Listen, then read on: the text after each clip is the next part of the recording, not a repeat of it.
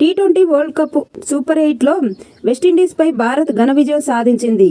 ఈ విజయంతో మైదానంలో భావోద్వేగ క్షణం చోటు చేసుకుంది. 196 పరుగుల లక్ష్యాన్ని చేజ్ చేసేందుకు సంజు చేసిన కృషిని భారత్ ఎప్పటికీ గుర్తుపెట్టుకుంటుంది.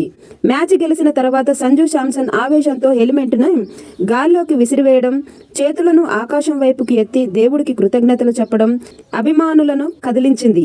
ఎన్నో రోజులుగా విమర్శలు ఎదుర్కొంటున్న సంజు సమాధానమిచ్చాడు. అయితే సెలబ్రేషన్లో భాగంగా Sanju బ్యాట్ను విసిరివేయడం వివాదంగా మారనుంది.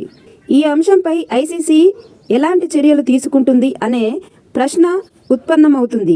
ICC code of conduct ప్రకారం మైదానంలో హెల్మెట్ లేదా బ్యాట్ విసరడం అనుచిత ప్రవర్తన కిందకు రావచ్చు.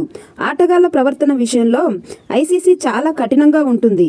ఈ నియమాల వెనుక ముఖ్య ఉద్దేశం కేవలం క్రమశిక్షణ మాత్రమే కాదు, మైదానంలో ఉన్న ఇతర ఆటగాళ్లు, అంపైర్లు, సిబ్బంది భద్రతను కాపాడడం.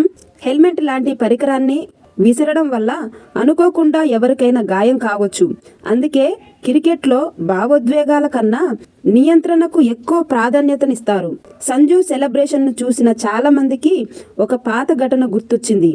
ఐపీఎల్ 2023 సీజన్లో ఆవేష్ ఖాన్ లక్నో సూపర్ జైంట్స్ తరపున ఆడుతూ రాయల్ ఛాలెంజర్స్ బెంగళూరుపై గెలిచిన తర్వాత హెల్మెట్ను నేలపై విసిరాడు.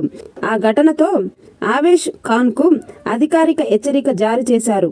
ఇప్పుడు సంజు విషయంలోనూ అలాంటి చర్యలే ఉంటాయా అన్నది చూడాలి.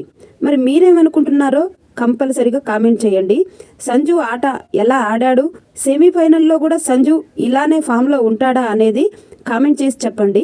మరిన్ని క్రికెట్ విశేషాల కోసం మన ఛానల్ని సబ్స్క్రైబ్ చేసుకోండి. Thank you.